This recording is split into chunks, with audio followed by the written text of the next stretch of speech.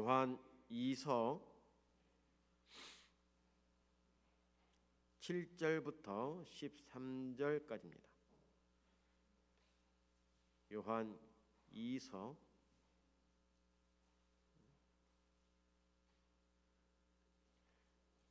7절부터 마지막 13절까지 교독하시겠습니다. 미혹하는 자가 많이 세상에 나왔나니 이는 예수 그리스도께서 육체로 임하심을 부인하는 자라. 이것이 미혹하는 자요 저 그리스도니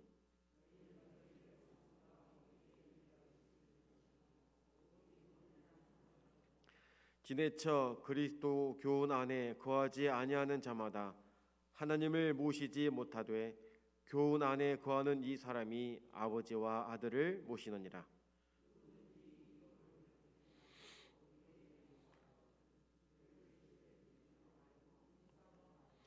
그에게 인사하는 자는 그 악한 일에 참여하는 자임이니라.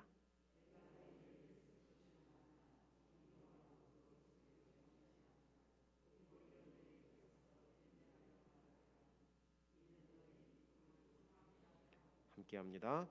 택하심을 입은 내 자매의 자녀가 내게 문안하느니라. 아멘. 오늘 본문은 이단에 대한 경계 내용을 담고 있습니다. 먼저 미혹하는 자에 대해서 말씀하는데 7절에 보니까 미혹하는 자가 많이 세상에 나왔나니 이는 예수 그리스도께서 육체로 임하심을 부인하는 자라라고 말하면서 이들을 가리켜 미혹하는 자고 저 그리스도다 이렇게 말합니다. 우리가 사는 세상에는 진리 가운데 살아가는 빛이 있는가 하면 비진리 가운데 살아가는 어두움이 있습니다.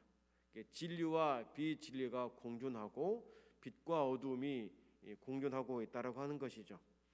오늘 본문의 이야기는 이전에는 같은 교회 안에서 공동체로 신앙생활을 해왔지만 지금은 세상에 속한 사람들에 대한 이야기를 하고 있습니다.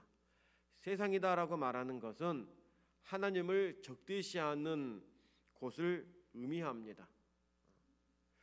그들이 어떤 사람들이냐? 바로 세상에 속한 사람들은 어둠에 속한 사람들이죠. 이렇게 어둠에 있는 사람들은 하나님에 대해서 적대시합니다. 또 어떤 사람들은 하나님에 대해서 무관심하기도 합니다. 또 어떤 사람들은 하나님을 위하는 것 같지만 실상은 어둠에 속한 자이기도 한 것이죠. 원어로 미혹하는 자를 풀이하면 길을 잃게 만드는 자다라는 의미를 가지고 있습니다. 우리말로 미혹이지만 이들이 바른 길을 걸어가고 있는 사람을 낚아채 가지고 길을 잃게 하고 혼란스럽게 한다라고 하는 의미를 가지고 있다고 하는 것이죠. 그러니까 실상 이들이 하는 것을 보면 하나님을 말하는 것 같고 복음을 전하는 것처럼 보일지 몰라도 실상은 길을 잃게 만드는 아주 악질임을 우리가 알아야 한다라고 하는 것입니다. 이들이 누구냐? 이들은 진리에 속한 사람들이 아니고 비진리에 속한 어둠에 속한 사람들, 어둠의 자식입니다. 그런데 이들 즉 미혹하는 자들은 그들이 스스로 우리가 진리다라고 말합니다. 그들이 빛이라고 말합니다. 우리가 진짜 복음을 만났고 진짜 복음을 전한다라고 주장합니다. 여러분 잘 들으십시오. 그러나 진리와 거짓의 기준이 어디에 있느냐? 사람들의 말이 있지 않습니다. 진리는 하나님의 말씀에 있고 계명에 있음을 믿으시길 바랍니다. 신앙의 표준은 성경 말씀으로부터 시작이 되는 것입니다. 모든 것의 근거도 하나님의 말씀에서부터 이루어짐을 믿으시길 바랍니다. 그래서 말씀에 근거해서 이것이 아니면 아닌 것입니다. 하나님의 말씀에 비추어 볼 때 이것이 합당하면 그것은 하나님의 말씀이 맞는 것입니다. 미혹하는 자들도 성경 이야기를 합니다. 그렇지 않습니까? 어쩌면 우리보다 더 많이 알고 더 확신 있게 말하고 또 지적으로 더 깊이 있게 말하는 것처럼 들립니다.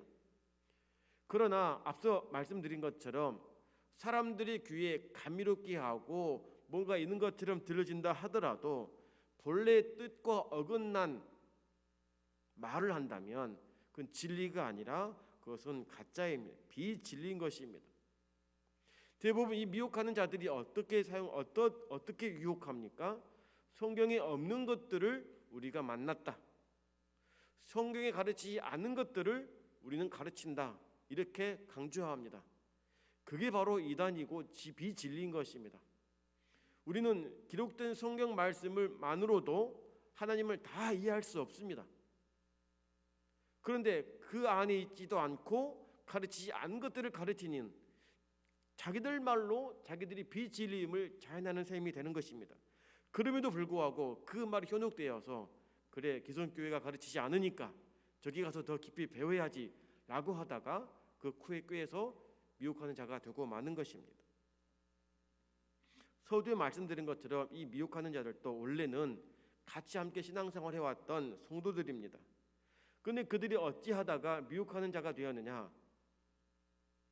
그렇게 사람들의 말에 현혹이 되어서 달콤한 말에 현혹이 되어서 넘어간 것입니다. 그 당시 가장 미혹한 자들로서 어떤 그들이 논리를 폈냐면 그리스도께서 육체로 오심을 부인하는 것입니다. 7절 중반절에 보니까 이는 예수 그리스도께서 육체로 임하심을 부인한다라고 말하는 것, 즉 성육신을 부인하는 자들인 것입니다. 이들을 가리켜서 그리스도 교훈 안에 거하지 아니하는 자들이라고 말합니다. 말씀 안에 거하지 아니하는 자이기 때문에 하나님을 모르는 것입니다. 예수님에 대해 모르는 것입니다. 삼위일체를 모르기 때문에 성육신에 대해서 부인하는 것입니다. 그러니 그들은 진리가 아닌 것입니다. 요한이 이것을 분명히 알고 가까이 하지 말라 그럽니다. 오늘날에도 미혹한 사람들이 많이 있습니다. 말씀을 설명하면서도 성경이 의미하는 것이 아닌 이상한 설명으로 사람들을 빠지게 합니다. 진리인 것 같지만 그건 길이 아니라 길에서 벗어난 것입니다. 그래서 우리는 성경을 바로 알아야 됩니다. 제대로 배워야 됩니다. 그래서 진리와 비진리를 분별하고 구별할 줄 아는 지식과 지혜를 우리는 가져야 될 줄로 믿습니다. 교회만 다녀서는 안 됩니다. 말씀을 스스로 읽고 묵상하고 뼈대를 세우는 일이 가장 중요한 것입니다. 그래서 작년에 우리는 새벽 재단에서 조직신학과 소유리 문답을 좀 어렵지만 새벽 강단을 통해서 우리가 배웠지 않습니까? 뼈대를 세워야 흔들리지 않고 넘어가지 않는 것입니다. 신앙의 가장 기본인 말씀을 우리가 잘 이해하지 못하고 알지 못한다면 금방 넘어가고 말 것입니다. 두 번째로 이 미혹하는 자를 돕는 것은 사랑이 아니라고 말합니다. 10절을 함께 다 같이 읽어보겠습니다. 10절입니다. 누구든지 이 교훈을 가지지 않고 너희에게 나아가거든 그를 집에 들이지도 말고 인사도 말라. 당시에는 숙박하는 곳들이 많지 않았습니다. 숙박 시설이 많이 부족했고 또 열악했습니다. 그러다 보니까 이 교인들이 순회 전도자들을 접대함에 있어서 친히 자기들의 집을 한 칸을 내주면서 숙식하면서 전도하도록 내어준 일들이 비일비재했습니다. 우리나라도 초창기에 그렇지 했지 않습니까? 내 집을 내어드려서 또 교회로 삼기도 하고 또 복음 전도자들을 모시기도 했던 일들이 참 많이 있었습니다. 이렇게 돕는 것들은 나는 전도를 못하지만 전도하는 자들을 내가 도와주는 일을 숙박을 이렇게 책임져 줌으로 인해서 복음에 참여하는 일로서 복음을 사랑하는 하나님의 나라와 교회를 사랑하는 마음으로 기꺼이 이것을 아낌없이 했던 것입니다. 그런데 이러한 섬김과 헌신에 대해서 미혹하는 자들에게는 그렇게 하지 말라고 하는 것입니다. 이 미혹한 자들은 어떤 사람들입니까? 서로 안면이 있는 사람들입니다. 같은 공동체에 있다가 미혹받아 떨어져 나갔는데 그들이 다른 진리를 가지고 복음을 전하려고 왔다가 아니까 도와줘야겠다라고 하는 마음조차도 갖지 말라고 하는 것입니다. 인간적으로 돕는 것, 짠하니까 도와줘야지라고 하는 그 마음조차도 갖지 말라는 것입니다. 왜냐하면 그들에게 숙박을 제공하는 것조차도 불법에 동참한다라고 하는 것입니다. 진리를 어기고 있기 때문에 불법을 행하는 사람들인데 그들을 돕는다면 나 역시도 불법에 동조한다라고 말하는 것입니다. 오늘은 같은 말씀을 제가 많이 반복합니다. 가장 중요하기 때문이기도 하지만 이것이 우리에게 가장 가슴에 새겨져야 될 말씀이기도 하는 것입니다. 반드시 기억하십시오. 말씀에서 벗어난 것은 진리가 결코 아닙니다. 그러면 이것이 벗어나는지 아닌지를 어떻게 알아야 되느냐? 말씀을 읽어야 되고 말씀을 알아야 되는 것입니다. 내가 베풀 때에도 사랑의 마음으로 베풀지라도 이것이 벗어난 사람들을 내 사랑의 마음으로 돕는다 하더라도 이것은 참 사랑이 아니라는 것입니다. 여러분, 같은 칼이라도 의사의 손에 들려지면 생명을 살리게 됩니다. 하다못해 강도가 곧 죽을 위기에 처해 있어도 의사는 인류애를 가지고 칼을 가지고 그 강도를 살려내는 것은 마땅하고 비난받지 않습니다. 그러나 강도에게 칼을 준다라고 하는 것은 그 뒤의 결과가 어떠할지를 뻔히 알기 때문에 주려 하지도 않고 주어서도 안 되는 것입니다. 마찬가지입니다. 미혹하는 자를 재워주는 것, 숙박을 책임져 주는 것, 순수한 마음에서 인간의 정으로 그렇게 할 수 있지라고 할지 몰라도 그렇게 함으로써 그 사람은 또 다른 사람을 미혹하게 하는 데에 더 힘을 쓰게 하는데 내가 도움을 주고 있다라고 하는 것을 우리는 알라는 것입니다.